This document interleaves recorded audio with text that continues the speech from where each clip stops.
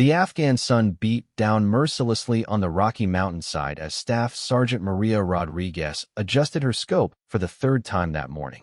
Below in the valley, the small village of Kost seemed peaceful enough, but intelligence reports painted a different picture. A high-value target had been spotted moving through the area, and Navy SEAL Team 6 had been deployed to eliminate him before he could escape across the Pakistani border. Rodriguez wasn't supposed to be here. As an Army sniper with the 75th Ranger Regiment, she should have been back at Bagram Air Base, but a last-minute change in mission parameters had brought her specialized skills into play. The SEALs needed someone who could make an impossible shot, and her reputation with the Barrett M82.50 caliber rifle preceded her.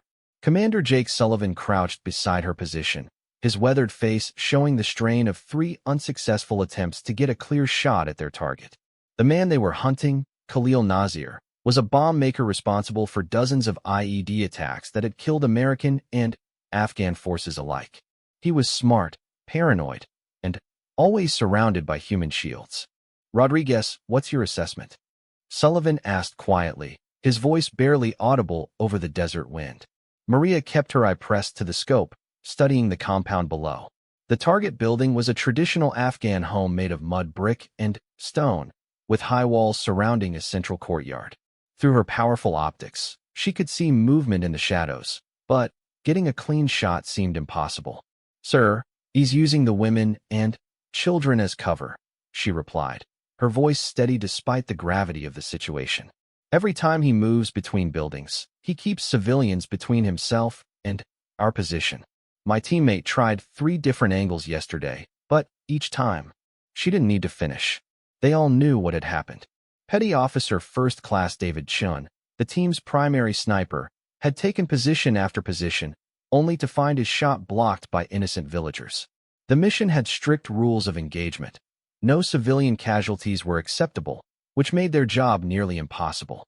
The compound sat in a natural bowl in the landscape, surrounded by rocky hills on 3 sides. The SEALs had positioned themselves on the highest peak, giving them the best vantage point. But even from 800 meters away, the shot remained elusive. Nazir seemed to know exactly where the danger lay and moved accordingly. Rodriguez had grown up in East Los Angeles, where gunfire was a common sound in the night. Her father, a Marine veteran of Vietnam, had taught her to shoot when she was 12 years old. By the time she was 18, she could hit a dime at 300 yards with an iron-sighted rifle. The military had honed those natural skills into something extraordinary. She had volunteered for sniper school against the advice of her commanding officers, who worried that the physical and mental demands would be too much. The course had a 90% failure rate, and she was one of only 3 women to attempt it that year. But Rodriguez had something that couldn't be taught, an almost supernatural ability to read wind, weather, and the subtle movements of her targets. The Barrett .50 caliber rifle beside her was a work of art and engineering.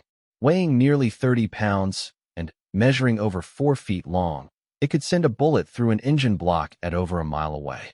In the right hands, it was the ultimate tool of precision warfare. Rodriguez had been paired with this particular rifle for 18 months, and they had become extensions of each other. As she continued to observe the target compound, Rodriguez noticed patterns in Nazir's movements. He emerged from the main building every 40 minutes or so, always with a different group of villagers around him. Sometimes it was women carrying water jugs, other times children playing in the courtyard. He was using them as human armor, and he was very good at it. "Rodriguez, Chun tried shots from the North Ridge and the Western Outcropping," Sullivan explained, pointing to the positions on his tactical map. "The angle from the north was blocked by that water tower, and from the west, there were too many civilians in the line of fire."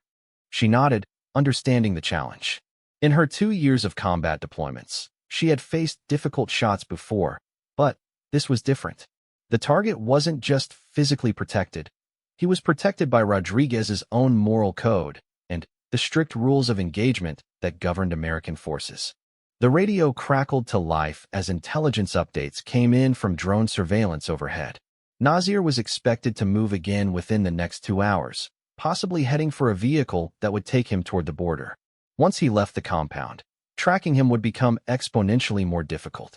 Rodriguez studied the compound through her scope again, this time looking not just at the target building but at the entire area.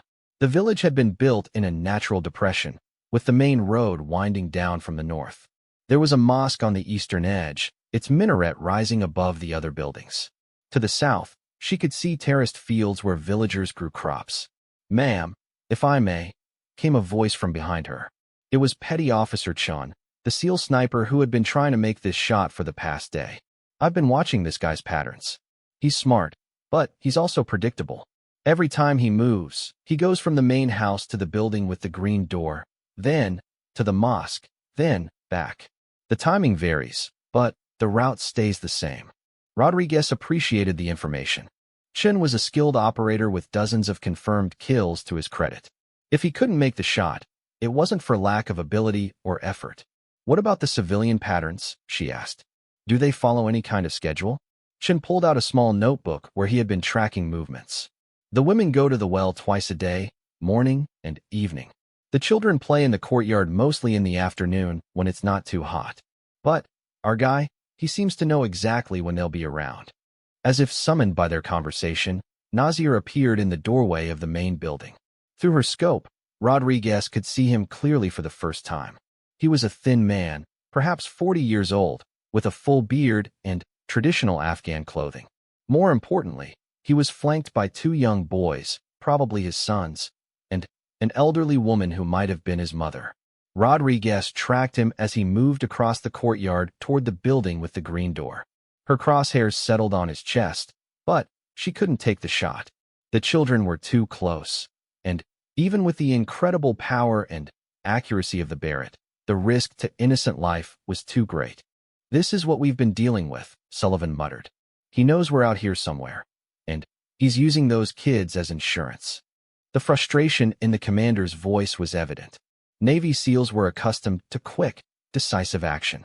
This kind of prolonged stalking went against their training and temperament. They were hunters, not watchers. Rodriguez continued to study the compound, looking for something the others might have missed. The angle of approach, the timing of movements, the layout of the buildings, everything had to be perfect for a shot like this. But there was something else nagging at her, something she couldn't quite put her finger on. As the day wore on, the team took turns observing the target. Rodriguez found herself thinking about the physics of the shot. The distance was 800 meters, well within the Barrett's effective range. The wind was variable, but manageable. The elevation difference would require compensation, but nothing she hadn't dealt with before. The challenge wasn't the mechanics of shooting, it was the moral complexity of the situation. She thought about the families of the soldiers who had been killed by Nazir's bombs.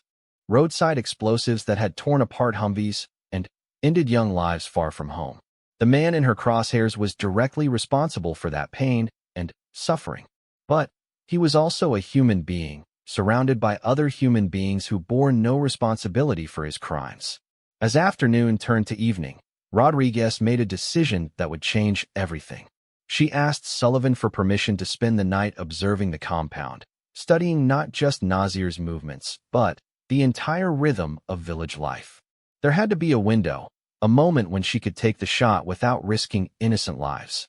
"Rodriguez, we can't stay here indefinitely," Sullivan warned. "Intelligence suggests he might move tomorrow morning. If we don't act soon, we lose him." "Give me one more day, sir," she requested. "I think there's something we're missing. A pattern we haven't seen yet." Sullivan considered this. He had heard about Rodriguez's reputation, her almost mystical ability to see shots that others couldn't. Against his better judgment, he agreed to extend the mission by 24 hours.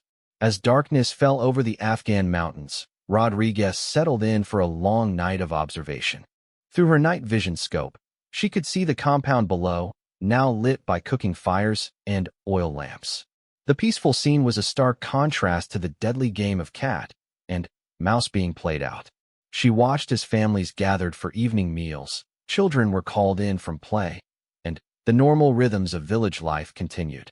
Somewhere in that maze of buildings and courtyards was a man responsible for tremendous suffering. But he was also part of a community, surrounded by people who were just trying to live their lives. The weight of the Barrett .50 caliber rifle beside her was both reassuring and sobering.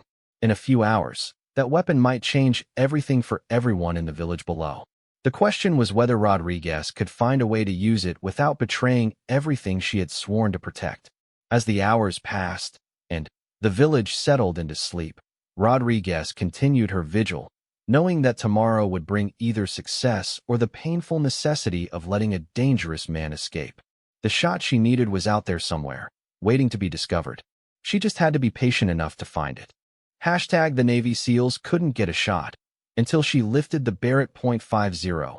Part 2. The first light of dawn crept across the Afghan landscape as Rodriguez maintained her watch through the night vision scope. She had been observing for nearly 12 hours straight, documenting every movement, every pattern, every detail of life in the compound below. Her logbook was filled with precise times and observations that painted a picture of village life more complete than any intelligence report. At 0530 hours, she noticed something that made her heart race. An old man emerged from a small building she hadn't paid much attention to before. He walked slowly across the courtyard, carrying what appeared to be tools, and disappeared into another structure. 5 minutes later, a different elderly man followed the same path. Then another. Rodriguez realized she was watching the village craftsmen beginning their workday. The building they entered was some kind of workshop, positioned at the far end of the compound. More importantly, it offered a clear line of sight to the green-doored building where Nasir conducted his business. She quickly sketched the layout in her notebook, calculating angles and distances. If Nasir followed his usual pattern and emerged from the green-doored building at his regular time, and if the craftsmen were working in their shop, she might have a narrow window for a clean shot.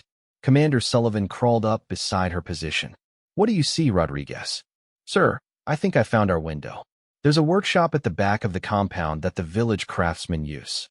They start work just before dawn, which means they're occupied and out of the line of fire.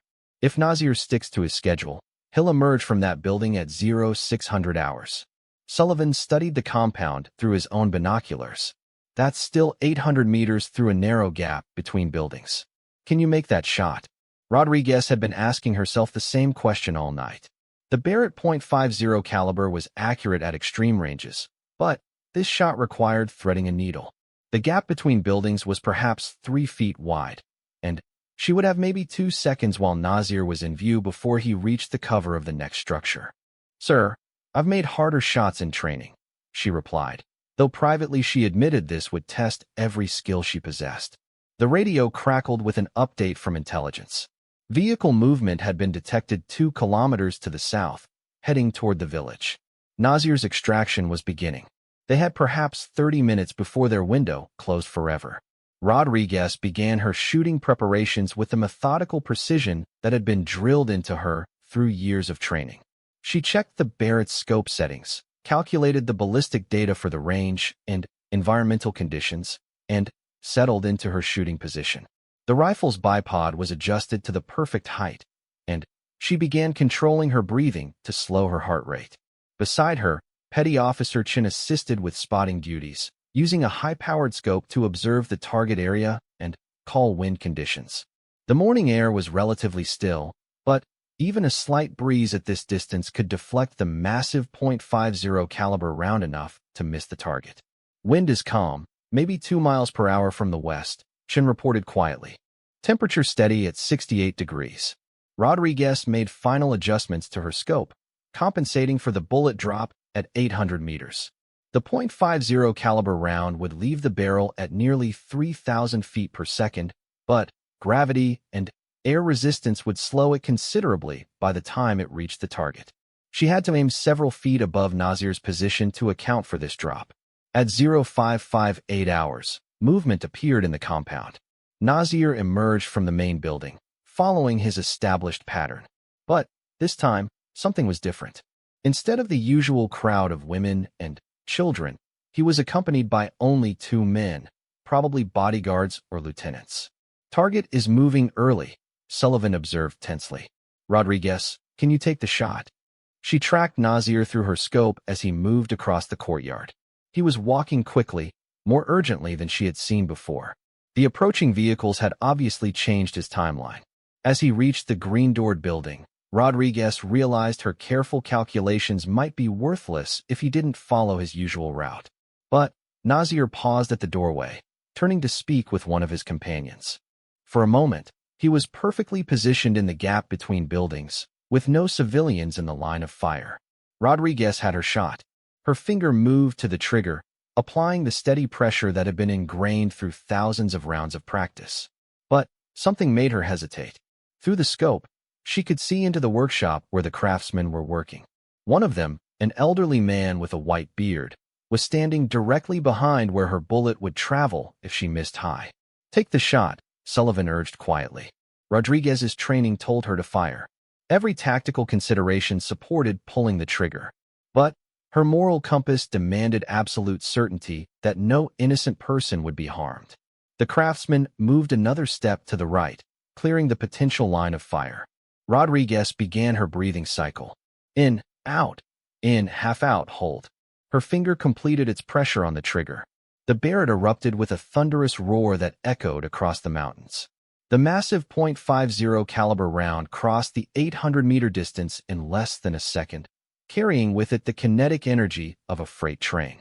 Through her scope, Rodriguez saw Nasir spin and collapse to the ground. Target down. Chen confirmed through his spotting scope. Clean hit, center mass. But Rodriguez's attention was already shifting to the aftermath of her shot. The sound of the Barrett had alerted the entire compound, and people began running in all directions. She could see Nasir's bodyguards dragging his body into the green-doored building, but there was no movement from the bomb maker himself.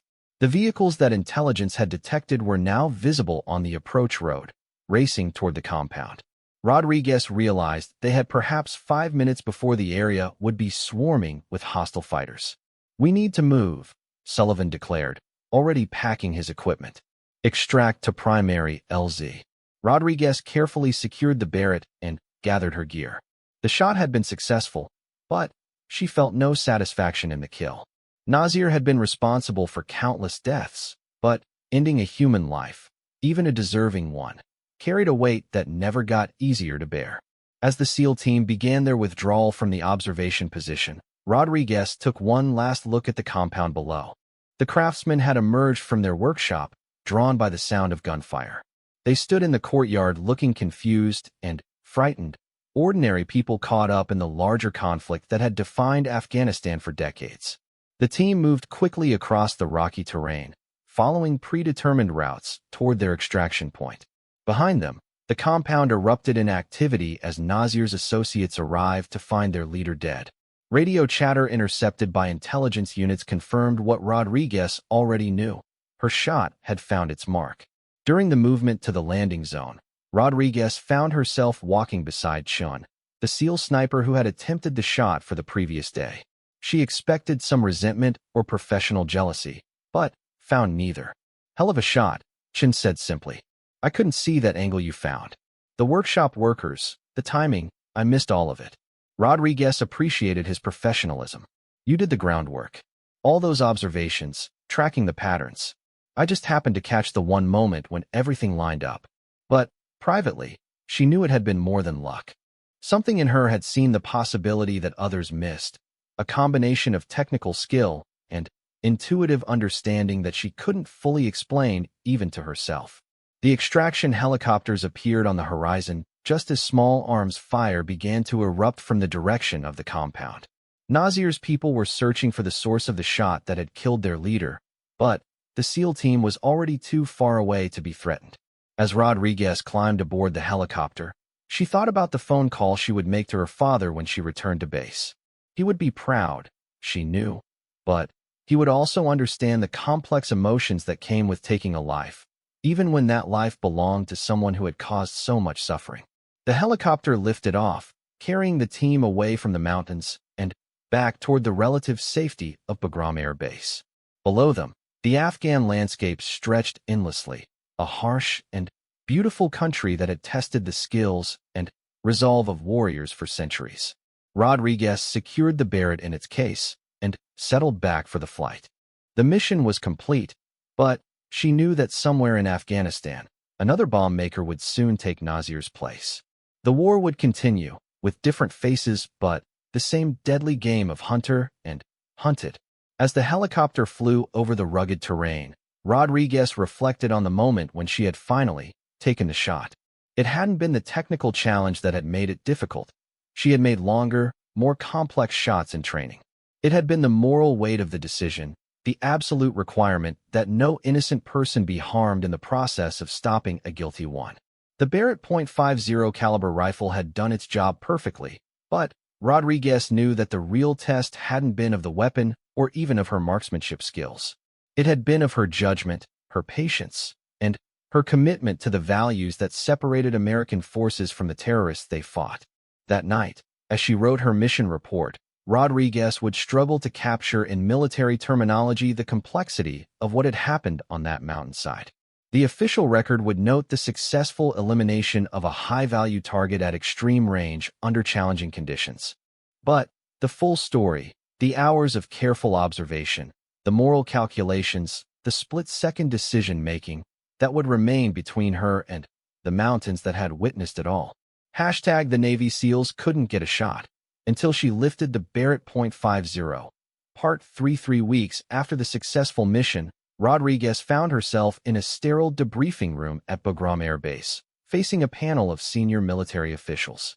The aftermath of Nasir's elimination had generated significant intelligence value, and the brass wanted to understand exactly how she had accomplished what an entire SEAL team couldn't. Staff Sergeant Rodriguez, began Colonel Williams, a career infantry officer with 3 combat deployments under his belt. Your mission report mentions observing the compound for approximately 12 hours before taking the shot. Can you elaborate on what you saw that others missed? Rodriguez had been expecting this question. In the days since the mission, she had tried to understand it herself. Sir, I think it was a combination of factors. The other team members were focused on the primary target and his immediate movements. I spent more time studying the entire ecosystem of the village. She paused, choosing her words carefully. The craftsman's workshop provided a clear line of sight that became available only during their working hours. The timing had to be perfect after they were safely inside their building, but while Nasir was still following his established routine. General Patricia Hayes, one of the few female general officers in special operations, leaned forward with interest. Rodriguez, you're being modest. According to Commander Sullivan, you made that shot under conditions that would challenge even the most experienced snipers. What was different about your preparation? This was the question Rodriguez had been dreading. How could she explain the intuitive understanding that had guided her through that night of observation? The way patterns seemed to reveal themselves when she looked at the compound not as a target, but as a living community? Ma'am, I think the key was patience. Every sniper learns about waiting for the perfect shot, but this was different. I had to wait not just for a clear shot, but for a morally clear shot. That meant understanding the daily life of everyone in that compound, not just our target. The debriefing continued for 2 hours, with officers dissecting every aspect of the mission. They wanted to understand if Rodriguez's approach could be systematized, taught to other snipers facing similar challenges. But, as she answered their questions, Rodriguez realized that what had happened on that mountainside couldn't be reduced to a set of tactical procedures. Later that evening, Rodriguez sat in the base recreation center, writing another letter to her father. These letters had become her way of processing the emotional weight of combat operations, and this mission had affected her more deeply than most. Dad, she wrote, I keep thinking about those craftsmen in the workshop. They were just trying to make a living, probably making furniture or tools, or whatever the village needed. They had no idea that their daily routine would create the window I needed to take out a terrorist. She paused, searching for the right words. I wonder if this is what war really is. All these random patterns intersecting at moments that change everything. Nasir's routine, the craftsman's schedule, the timing of his extraction, even the direction of the wind that morning. If any one thing had been different, he would have escaped. The next morning brought news that validated the importance of their mission. Intelligence units had discovered Nasir's bomb-making workshop in a cave system near the Pakistani border. Inside, they found enough explosives and components to create dozens of roadside bombs, along with detailed plans for targeting coalition supply convoys. More significantly, they had captured 3 of Nasir's apprentices, young men who had been learning his techniques. Under interrogation, they revealed the locations of other bomb-making cells across eastern Afghanistan. The single shot Rodriguez had fired was beginning to unravel an entire network of terrorist activity. But Rodriguez found herself thinking less about the strategic impact and more about the human cost of the mission. Reports from the village indicated that Nazir's death had created a power vacuum that was already leading to violence between rival factions. Innocent villagers were caught in the middle, suffering for crimes they had never committed. A week later, Rodriguez received an unexpected visitor. Petty Officer Chen knocked on her door during off-duty hours, holding 2 cups of coffee and looking uncomfortable. "Mind if I come in?" he asked. "I wanted to talk about what happened out there." Rodriguez invited him in, curious about what the SEAL sniper wanted to discuss. They had worked well together during the mission, but she sensed there was something deeper bothering him. "I've been a sniper for 8 years, Chen began. "I've made shots that other people said were impossible. But I couldn't see what you saw out there. It's been eating at me." Rodriguez understood his struggle. The military culture, especially in elite units like the SEALs, didn't allow much room for failure or uncertainty. Chen was questioning not just his tactical skills, but his identity as a warrior. "You did everything right," Rodriguez told him. "You gathered intelligence, you established patterns, you tried multiple positions. The solution I found only became visible because I had all that groundwork to build on." They talked for over an hour, sharing experiences and perspectives that went far beyond the specifics of their recent mission. Rodriguez realized that Chen was grappling with something she had faced many times: the weight of expectations and the pressure to be perfect in situations where perfection meant the difference between life and death. 2 days later, Rodriguez received orders that would change the trajectory of her military career. She was being transferred to the Army's newly created asymmetric warfare group, where her skills would be used to develop new tactics for urban combat scenarios. More importantly, she would help train other snipers to handle the complex moral and tactical challenges of modern warfare. Her final mission briefing at Bagram included an unexpected revelation. Intelligence analysts had been monitoring communications in the region where Nazir was killed, and they had discovered something remarkable. The bomb maker's death hadn't just disrupted his network. It had created a climate of fear among other terrorist leaders who realized they weren't safe even when surrounded by human shields.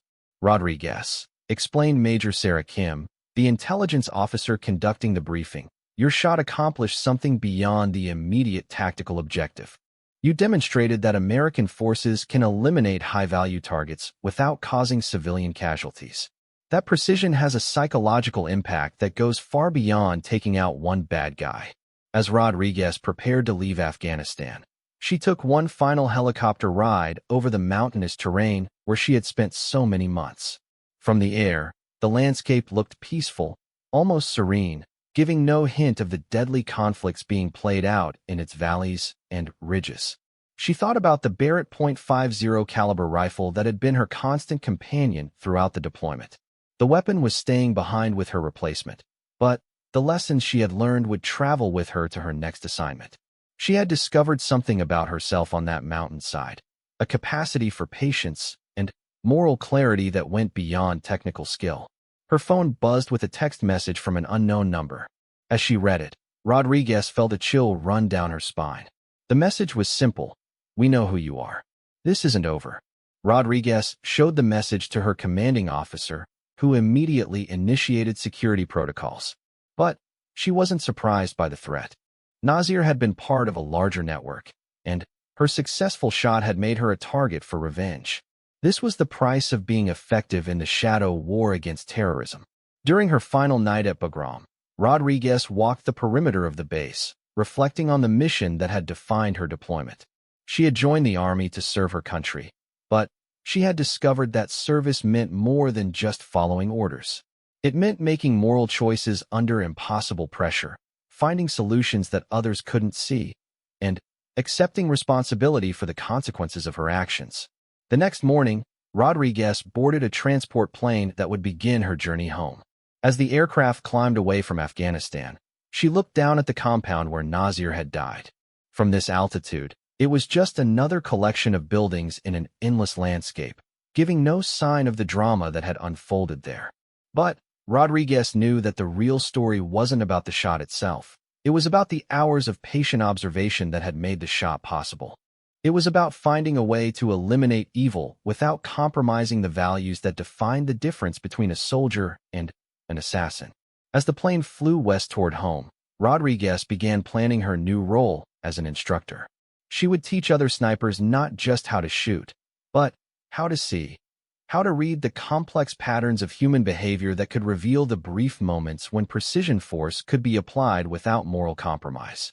The Barrett .50 caliber rifle had given her the power to reach across 800 meters and change the world with a single shot. But the real weapon had been her patience, her moral clarity, and her refusal to accept that an impossible shot was truly impossible. Years later, when Rodriguez had become one of the Army's most respected sniper instructors, she would often tell her students about the mission in Afghanistan, not as a story of technical achievement, but as a lesson about the responsibility that came with their skills. Anyone can learn to shoot accurately, she would tell them. The hard part is knowing when to shoot, and, more importantly, when not to shoot. That decision belongs to you alone, and you'll have to live with the consequences for the rest of your life. The story of the shot that Navy SEALs couldn't make would become legend in special operations circles. But Rodriguez knew that the real victory had been finding a way to eliminate a terrorist without betraying the principles that separated American warriors from their enemies. In a world where moral clarity was often the first casualty of conflict, that distinction made all the difference.